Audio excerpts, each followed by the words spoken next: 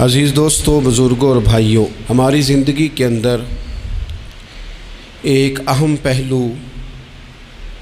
جس سے ہم بڑی تکلیف کا شکار ہو جاتے ہیں اور بعض اوقات اذیت ناک حد تک وہ بات چلی جاتی ہے، وہ ہوتا ہے لوگوں کا باتیں کرنا۔ لوگ ایک دوسرے کے بارے میں تبصرہ کرتے ہیں، گفتگو کرتے ہیں۔ اگرچہ اسلام نے اسے بڑا ناپسند کیا اور غیبت کو زنا سے زیادہ بدتر قرار دیا، لیکن معاذ اللہ ثم معاذ اللہ لوگ پھر بھی اس اخلاقی کمزوری کا شکار ہو جاتے ہیں اور لوگوں کے بارے میں گفتگو کرتے ہیں۔ پھر لوگوں کی وہ باتیں جب ہم تک پہنچتی ہیں، جس کے بارے میں بات کی جا رہی ہوتی ہے، جب اس تک پہنچتی ہے تو وہ شخص بڑی اذیت کا شکار ہو جاتا ہے۔ وہ ذہنی تکلیف میں بھی آتا ہے، کرب میں بھی مبتلا ہوتا ہے، اور بعض اوقات خدا معاف فرمائے تو بعض لوگوں میں مایوسی بھی پھیل جاتی ہے۔ آپ قرآن مجید فرقان حمید کو دیکھیں تو اللہ تعالیٰ نے قرآن مجید میں فرمایا کہ وَإِذَا قِيلَ لَهُمْ آمِنُوا كَمَا آمَنَ النَّاسُ، جب منافقین سے کہا جائے کہ اس طرح ایمان لاؤ جس طرح کے باقی لوگ ایمان لائے ہیں، یعنی صحابہ کرام، قالوا تو وہ کہتے ہیں آنؤمنوا کما آمن السفہاء، ہم اس طرح ایمان لے آئیں جس طرح معاذ اللہ یہ بیوقوف ایمان لائے، ان کی طرح ایمان لے آئیں۔ الا انہم هم السفہاء، اللہ فرماتے ہیں خبردار ہو جاؤ یہی بیوقوف ہیں، ولکن لا یعلمون، لیکن یہ جانتے نہیں، انہیں اس بات کی خبر۔ ان لوگوں کو جو کائنات کے بہترین لوگ ہیں زمین پر، انبیاء کے بعد صحابہ، ان کو لوگوں نے بیوقوف کہہ دیا، باتیں کر دی۔ آپ قرآن مجید دیکھیے سورہ قلم کے اندر اللہ تبارک و تعالی نے اس بات کا بھی جواب ارشاد فرمایا ہے، جب لوگوں نے کہا تھا کہ معاذ اللہ حضور تو مجنون ہے، تو اللہ نے فرمایا محبوب آپ رب کے فضل سے مجنون نہیں ہیں، بلکہ اللہ نے آپ کو خلق عظیم کا مالک بنایا ہے۔ وَإِنَّكَ لَعَلَىٰ خُلُقٍ عَظِيمٍ، لوگ بات کرتے ہیں اور کر جاتے ہیں اور شوق رکھتے ہیں تبصرہ کرنے کا۔ تو میں نے بہت سارے لوگ ایسے زندگی میں دیکھے ہیں جو لوگوں کی باتوں کی وجہ سے اذیت میں آ گئے، تکلیف کا شکار ہو گئے۔ اور میں اور آپ تو کسی کھاتے میں نہیں، حضرت ابوبکر صدیق رضی اللہ تعالیٰ عنہ جیسے لوگ، افضل البشر بعد الانبیاء بالتحقیق حضرت صدیق اکبر۔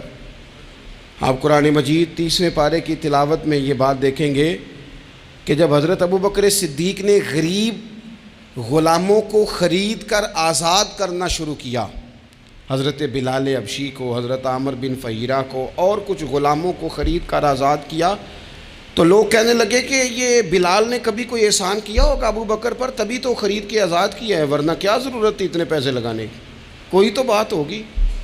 اللہ تعالیٰ نے اس کا بھی قرآن مجید میں اعلان فرمایا ابو بکر نے جو کیا ہے رب کی رضا کے لیے کیا ہے۔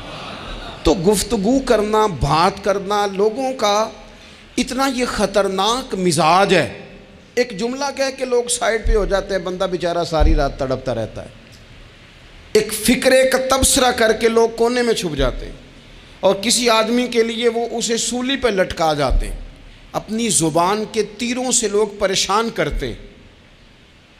پہلے تو اللہ سے یہ معافی مانگیں کہ رب اس جرم سے ہمیں محفوظ فرمائے۔ اور اب تو لوگوں کی زبانیں اتنی لمبی ہو گئیں کہ وہ صحابہ تک چلی گئی ہیں، اہل بیت نبوت تک چلی گئی ہیں۔ تبصروں کے شوق میں لوگوں نے یہ دیکھا ہی نہیں کہ میری حیثیت کیا ہے اور میں بات کس کی کر رہا ہوں، میری اوقات کیا ہے اور میں تبصرہ کس پہ کر رہا ہوں۔ بے باک ہونا اور بات ہے اور بدتمیز ہونا، ان دونوں میں فرق ہوتا ہے۔ تو میرے عزیز، ایک تو اس سے پرہیز کریں، اور پھر دوسرا آپ سے، اپنے آپ سے، سب سے ایک گزارش کروں گا کہ ایک بات اپنی زندگی میں طے کر لیں کہ یہ ہو نہیں سکتا کہ لوگ آپ کو باتیں نہ کریں، یہ ممکن نہیں، اس لیے کہ مخلوق تو فنکار ہے اس درجہ کے پل بھر میں سنگے در کعبہ سے بھی اصنام تراشے، تم کون ہو کیا چیز ہے داغ کبابی، لوگوں نے تو مریم پہ بھی الزام تراشے۔ مخلوق تو فنکار ہے اس درجہ کے پل بھر میں، یہ تو فنکار ہے، ایک منٹ میں لوگ نکال کے لے آتے ہیں بات، ایک منٹ میں۔ امام جعفر صادق رضی اللہ تعالیٰ عنہ بیان کرتے ہیں، امام ابو نعیم نے حلیۃ الاولیاء میں اس کو بیان کیا۔ حضرت امام جعفر صادق رضی اللہ تعالیٰ عنہ فرماتے ہیں کہ حضرت موسیٰ کلیم اللہ علیہ السلام نے اللہ کی بارگاہ میں عرض کی، مالک میں چاہتا ہوں لوگ میرا سوائے بھلائی کے ذکر نہ کریں، میرا ذکر کریں تو صرف بھلائی کے ساتھ کریں، خیر کے ساتھ کریں، میرے بارے میں شر کی بات نہ کریں۔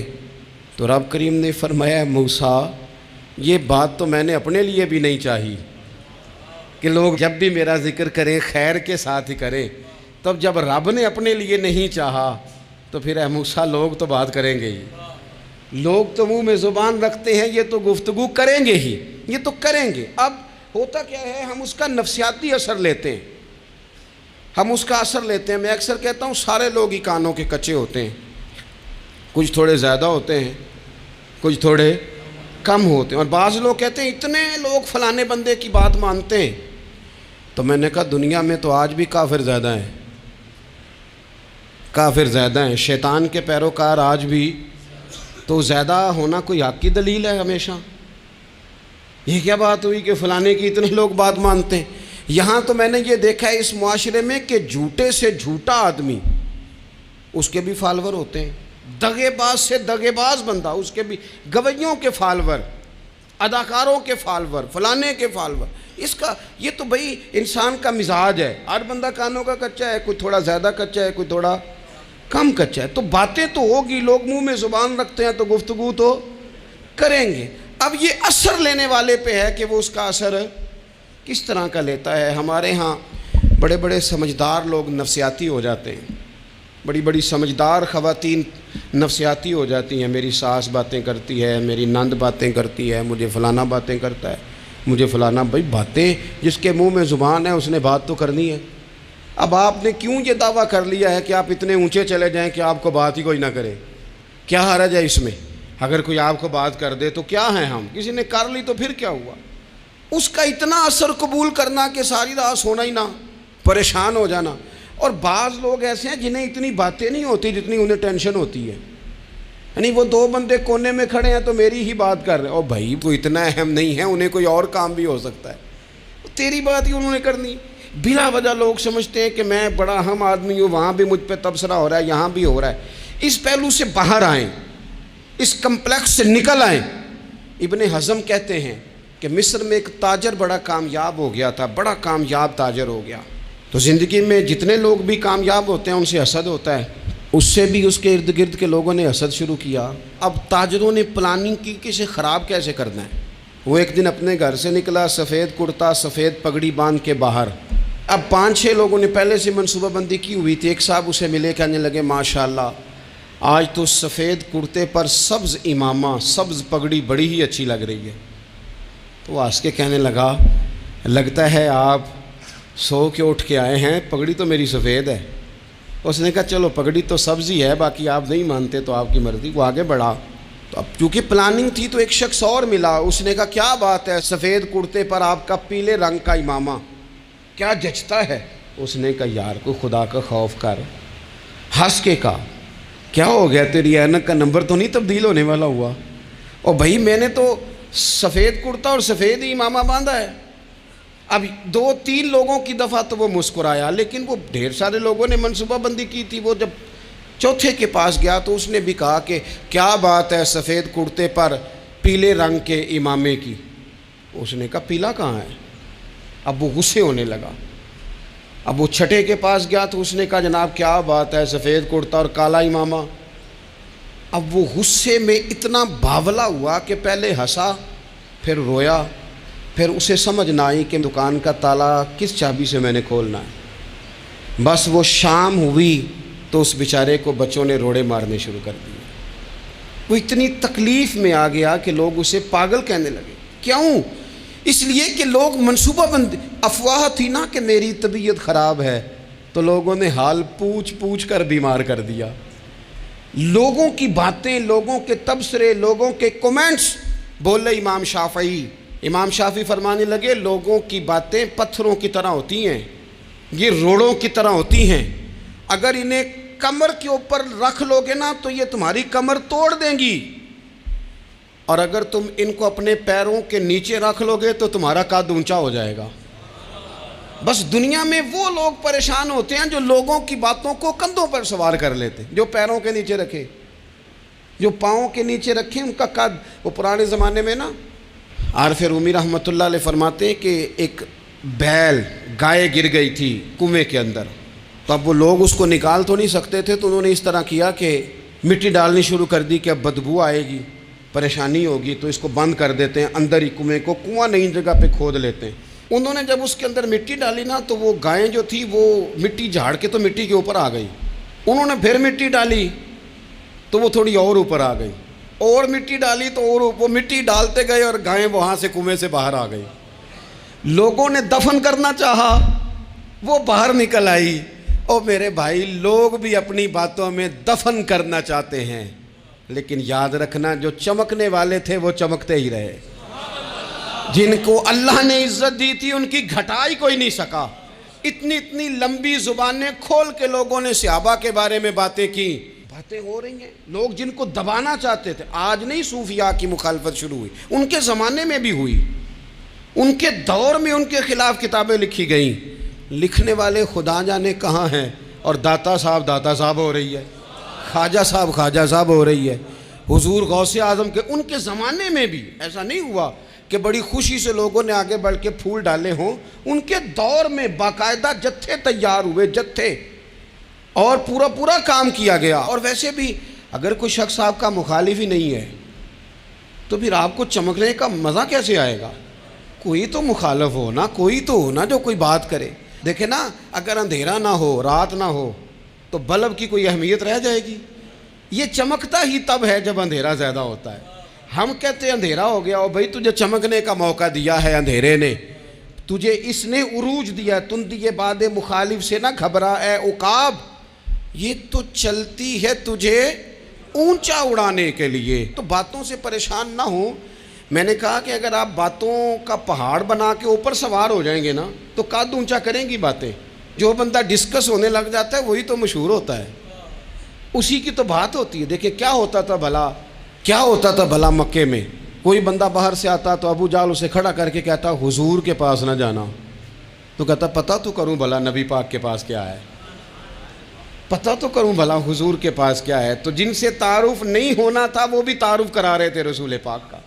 تو اس لیے باتوں سے گھبرا جانا۔ ہاں ایک بات ہمیں کتاب و سنت میں ملتی ہے، اس پر ضرور غور کریں، تہمت والی جگہ سے بچیں، تہمت کا موقع نہ دیں۔ مطلب بلا وجہ ہی اپنے لیے بحث کا دروازہ کھولنا یہ درست نہیں ہے۔ اپنے لیے ہم نہ دروازے کھول لیتے ہیں بحث کے، مفت کی بحث ہو رہی ہے، فلانا بھی ڈسکس کر رہا ہے۔ کچھ چیزیں ایسی ہوتی ہیں جو سب کی سمجھ کی نہیں ہوتی، وہ سب کے سامنے ڈسکس کرنا ضروری نہیں ہوتا۔ حضرت سیدنا ابو ہریرہ رضی اللہ تعالیٰ عنہ فرمایا کرتے تھے، مجھے نبی پاک علیہ السلام نے علم کی 2 تھیلیاں دی ہیں، میں نے ایک کھولی ہے تمہارے سامنے، ایک کھولی ہے، دوسری نہیں کھولوں گا، اس لیے کہ ہر بندے کو بات اس کے ظرف کے مطابق کرنی چاہیے۔ تو موقع نہ دیں۔ نبی پاک صلی اللہ علیہ وسلم نے فرمایا، اس بندے نے اپنی، یہ بخاری میں موجود ہے، فرمایا اس نے اپنی عزت اور اپنی جان کو محفوظ کر لیا جو فتنے والی جگہ سے بچ گیا۔ جہاں تہمت لگ سکتی ہے اس جگہ سے بچیں، جان بوجھ کے لوگوں کو موقع نہ دیں باتیں کرنے کا، جان بوجھ کے موقع نہ دیں۔ جامع ترمذی کے اندر حدیث موجود ہے، حضرت سیدنا عمر فاروق رضی اللہ تعالیٰ عنہ نے ایک موقع پر اجازت مانگی تھی نبی پاک صلی اللہ علیہ وسلم سے۔ عرض کیا یا رسول اللہ صلی اللہ علیہ وسلم، مجھے آپ اجازت دے دیں، میں عبداللہ بن ابی سلول کی گردن اڑا دوں، یہ منافق بار بار آڑے آتا ہے، بار بار تکلیف دیتا ہے، آپ مجھے اجازت دیں میں اسے قتل کر دوں۔ تو اب وہ چونکہ کلمہ پڑھتا تھا، ساتھ تو رہتا ہی تھا نا، بہت سارے لوگ اسے مسلمان جانتے تھے، تو حضرت سیدنا عمر فاروق رضی اللہ تعالیٰ عنہ نے اجازت چاہی کہ یا رسول اللہ صلی اللہ علیہ وسلم اگر آپ مجھے اجازت دے دیں، یہ ترمذی میں موجود ہے، یعنی آپ اس جگہ سے بچیں جہاں تہمت لگ سکتی ہے، جہاں بلا وجہ کسی شخص کو شر پھیلانے کا موقع مل سکتا ہے۔ یا رسول اللہ مجھے اجازت دے میں عبداللہ بن ابی سلول کی گردن اڑا دوں۔ تو نبی پاک صلی اللہ علیہ وسلم نے فرمایا کہ عمر اگر میں تمہیں ایسا کرنے کی اجازت دوں گا تو لوگ کہیں گے کہ اب اپنے قریبیوں کو انہوں نے مروانا شروع کر دیا ہے، ساتھ والوں کو ہی مروانا شروع، لوگ تو اسے مسلمان سمجھتے ہیں نا، تہمت والی جگہ سے۔ بلکہ بخاری شریف میں اسی طرز کا ایک اور پیغام بھی ہمارے لیے موجود ہے۔ یہ جو حرم شریف آج ہمارے سامنے ہے نا، بیت اللہ شریف، اس میں ایک پیچھے مقام ہے جس کو حتیم کہا جاتا ہے، یہ خانہ کعبہ کا حصہ ہے۔ حضور صلی اللہ علیہ وسلم کے اعلان نبوت سے پہلے جب قریش مکہ نے اسے تعمیر کیا نا دوبارہ سے، تو انہوں نے چندے کا کوئی اس طرح کا مزاج بنایا تھا کہ اس بندے سے پیسے لینے ہیں جس کے بالکل ہی جائز ہو۔ اس ترتیب سے انہوں نے خانہ کعبہ کی تعمیر کی کہ پھر وہ ساری تعمیر نہ کر سکے، حتیم باہر رہ گیا۔ تو نبی پاک صلی اللہ علیہ وسلم نے ایک دن فرمایا، بخاری میں موجود ہے، حضور فرمانے لگے، عائشہ اگر تمہاری قوم جاہلیت کے قریب نہ ہوتی، کیونکہ ابھی قریب جاہلیت چھوٹی ہے نا، ابھی لوگوں نے کلمہ پڑھنا شروع کیا ہے، فرمایا اگر یہ جاہلیت کے قریب نہ ہوتے تو میں کعبے کو انہی بنیادوں پر دوبارہ بنا دیتا جن بنیادوں پر حضرت ابراہیم علیہ السلام نے بنایا تھا۔ لیکن چونکہ یہ جاہلیت کے قریب ہیں، ان کی سمجھ میں چیز نہیں آئے گی، یہ شک میں پڑ جائیں گے، پریشان ہو جائیں گے، لہذا میں یہ کام نہیں کرتا۔ بہت ساری چیزیں ایسی ہیں کہ جن کی وجہ سے بعض سادہ لوگ ابہام کا شکار ہوتے ہیں، ابہام کا۔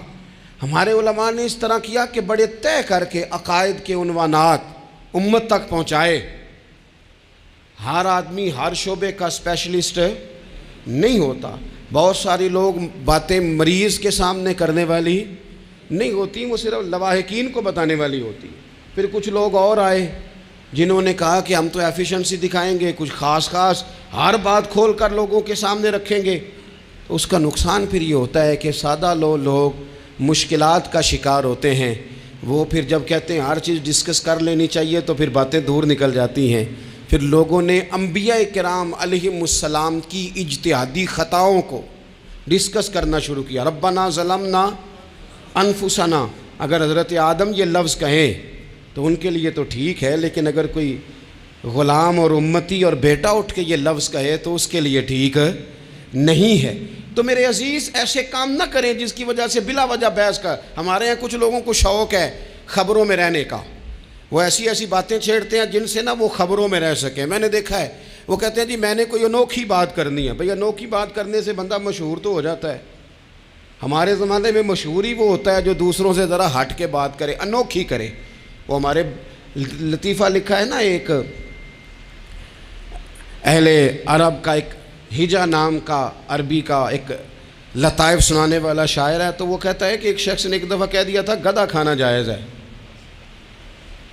بڑے بڑے علماء اس کے گھر چلے گئے کہ بھئی کوئی دلیل، کوئی جزیہ، کوئی کہاں سے، کوئی کتاب، کوئی حوالہ، کوئی شے۔ اس نے کہا روز آؤ گے ایک ایک بندے کو بتاؤں گا، کٹھا اسٹیج لگاؤ، ایک ہی دفعہ حوالے دیتا ہوں، روز نہیں دیے جاتے۔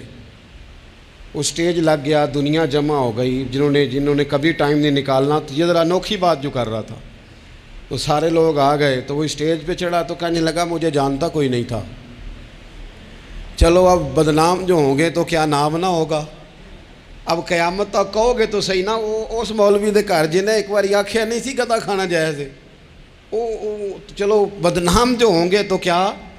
تو بہت سارے ایسے لوگ ہیں جو ہیں بدنام، پر چلو نام تو ہو گیا نا، بدنامی صحیح، شرارت صحیح، شیطانیت صحیح، لیکن نام تو ہو گیا۔ تو اس لیے کوئی ایسا انوکھا کام جس سے لوگوں کی، میں آپ سے بڑی گزارش سے عرض کروں، اعلیٰ حضرت بریلوی رحمۃ اللہ علیہ نا، لالٹین کے اندر مٹی کا تیل جلایا جاتا ہے ہمارے ہاں، تو مٹی کا تیل ظاہر ہے اس سے بدبو آتی ہے، تو مسجد میں وہ جلانا جائز نہیں تھا۔ تو ایک صاحب ارنڈی کا تیل لائے، وہ خوشبو والا ہوتا ہے، وہ لا کے انہوں نے نا اعلیٰ حضرت بریلوی رحمۃ اللہ علیہ کو لالٹین میں ڈال کے دیا اور کہا کہ یہ مسجد میں اس کو جلاتے ہیں چونکہ اس کے اندر سے خوشبو آتی ہے، بدبو نہیں آتی۔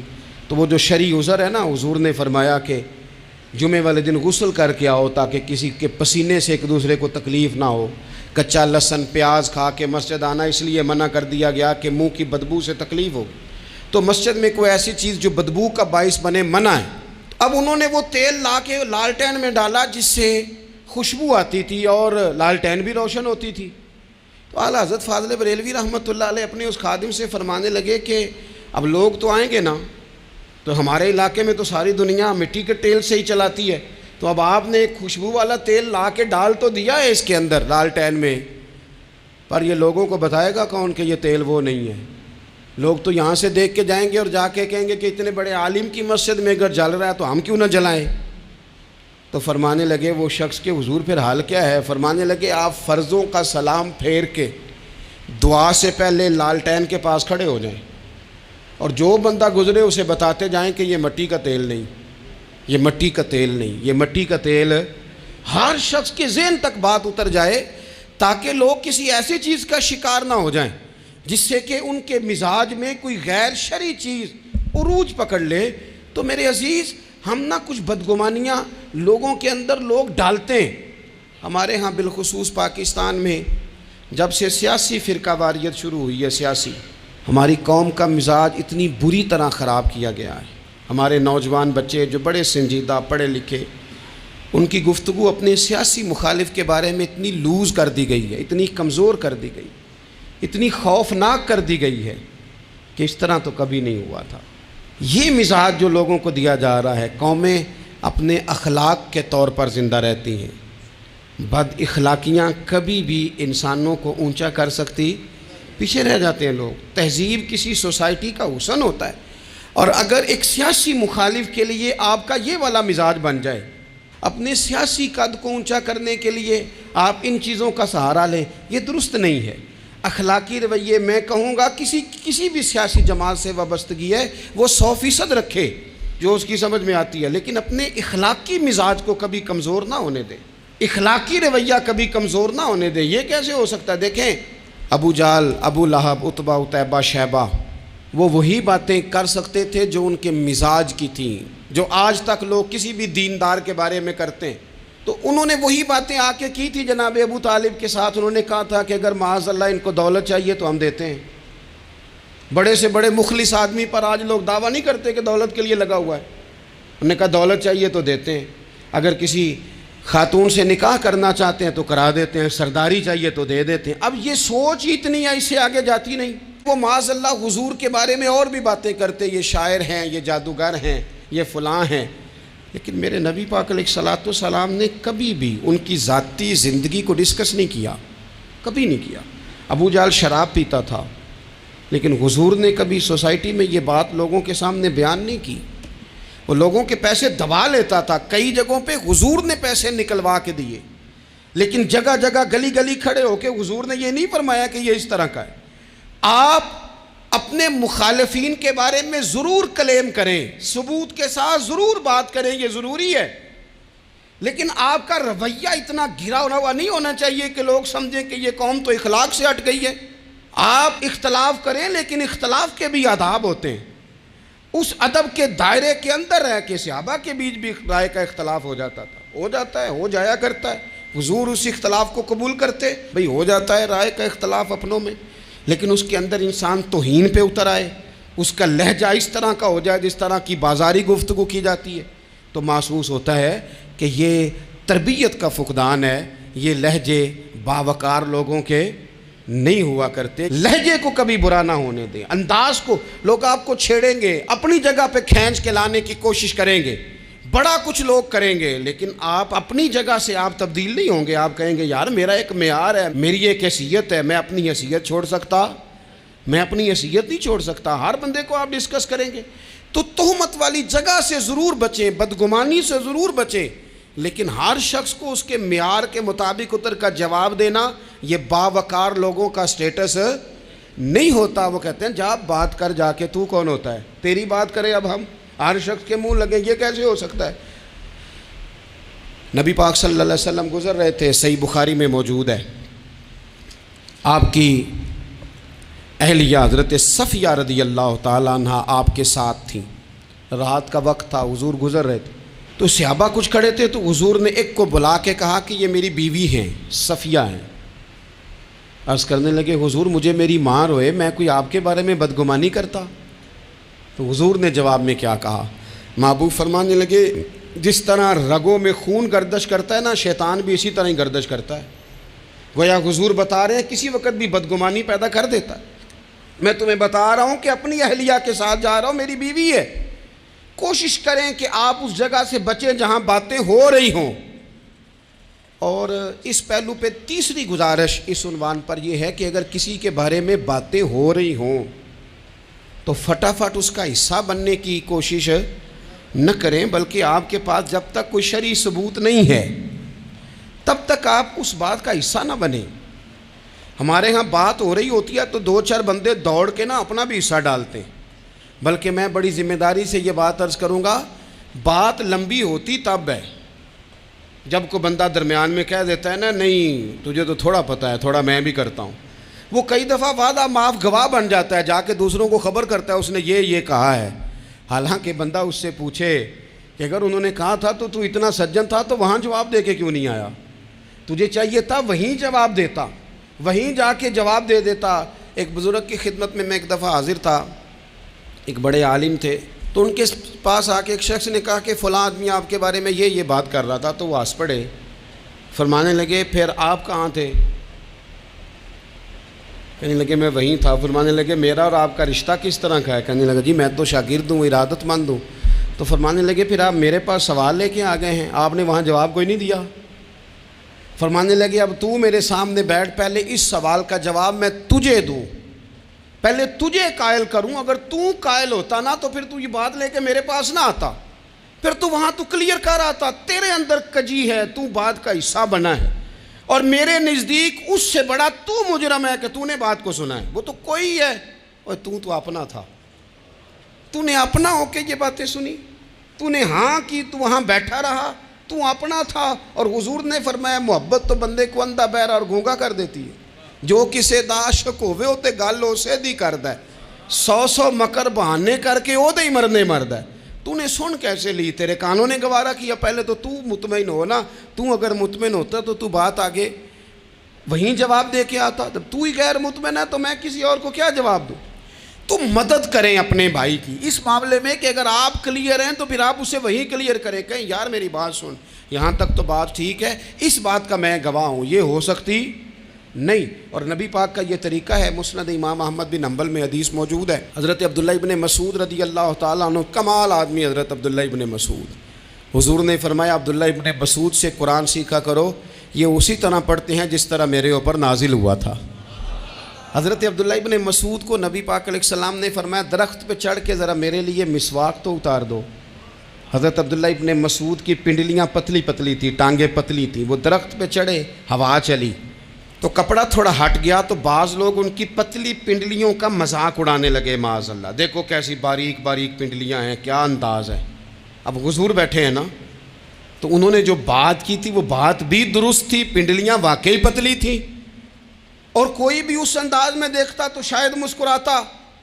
جب انہوں نے کہا نا دیکھو پتلی پنڈلیاں، تو حضور نے ہمارے لیے طریقہ کیا چھوڑا، ہمارے لیے سیرت کیا چھوڑی۔ حضور سید عالم فوراً ارشاد فرمانے لگے، نبی پاک فرمانے لگے چپ کرو، تم میرے عبداللہ کی پنڈلیوں کو پتلا پتلا کہہ رہے ہو نا، قیامت کے دن جب میزان لگے گا اور ان پنڈلیوں کا تمہیں وزن پتہ چلے گا، پھر پتہ چلے گا میرے عبداللہ کی شان کیا ہے۔ یہ بڑی وزنی پنڈلیاں ہوں گی، جب ان کا میزان پر وزن تو لگے تو آپ دفاع کریں۔ نبی پاک صلی اللہ علیہ وسلم نے فرمایا اگر کسی جگہ تیرے بھائی کی عزت پر حملہ ہو رہا تھا اور تو بچانے پر قادر تھا، اور تو نے اس کی عزت سے اس شر کو روک دیا، کہا نہیں یار ایسی بات نہیں ہے، تم غلط کہہ رہے ہو، فرمایا اگر تم کسی کی عزت کا دفاع کرو گے تو فرمایا جہاں تمہاری عزت خراب کی جا رہی ہوگی رب وہاں تمہاری عزت کا دفاع فرمائے گا، اللہ تمہاری عزت کا محافظ بن جائے گا۔ لیکن ہم کیا کرتے ہیں، ہم لوگ باتیں کر رہے ہوتے ہیں تو ہم ان باتوں میں ایک بات اور شامل کرتے ہیں، ہم ان باتوں میں ایک بات اور شامل کر لیتے ہیں اور انداز اختیار کر لیتے ہیں، اور جو آپ کے حق میں ہے اس نے مخالف نہیں ہونا، اور جو مخالف ہے اس نے کبھی حق میں چھوڑیں۔ آپ کس کو قائل کر رہے ہیں؟ جس کی سمجھ میں آتی ہے وہ قبول کرے، نہیں آتی تو دروازہ کھلا ہے، کہیں اور تشریف لے جائے۔ ہمارا یہ مزاج بن گیا کہ بلا وجہ کی وضاحتیں بھی بندے کو کمزور کرتی ہیں، بلا وجہ ہم کمزور پڑ جاتے ہیں، تھوڑے بے نیاز ہو جائیں، چھوڑیں کچھ بے نیاز بنے، طبیعت کوئی بے نیاز، ہم نہ بے نیاز نہیں ہوتے، ہر بات کو سوچتے ہیں، ہر بات کی وہ جی وہ فلانے نے پتہ کیا کہا ہے، تو بڑی معذرت سے بالخصوص خواتین کا مسئلہ ہوتا ہے، وہ کہتے ہیں پوری دسو، نہیں دسو نے آکھیا کی بھئی آپ نے کیا کرنا ہے، اس کے لیے پھانسی کا حکم لگانا ہے آپ نے، چھوڑ دیں، بات ہو گئی، ختم ہو گئی۔ اپنی زندگی میں تھوڑی سی بے نیازی بھی پیدا کریں، تھوڑی سی بے نیازی، ہر ایک کی بات سننا، ہر ایک کی بات پر غور کرنا، ہر بندے پر تبصرہ شروع کر دینا، وہ تو تکلیف آ جائے گی۔ وہیں سے جہاں سے بات شروع کی تھی پھر وہیں لاتا ہوں کہ باتوں کا اثر لیں لیکن صرف خیر کی باتوں کا اثر لیں، لیکن صرف اچھے لوگوں کی باتوں کا۔ ہر ایک کی بات کا اثر لوگے، لوگ دو قدم نہیں چلنے دیں گے۔ اور دوسرا، میں آپ کو بڑی ذمہ داری سے عرض کرتا ہوں، ہم ویژن والے لوگ ہیں، ہماری 1400 سال کی تاریخ ہے، ہم ویژن والے لوگ ہیں۔ یہ نہیں ہے کہ ادھر ایک بندہ آیا تو تھوڑی سی ہم اس کے پیچھے چلے جائیں گے، پھر کل ایک اور آئے گا تو تھوڑا سا اس کے پیچھے چلے جائیں گے۔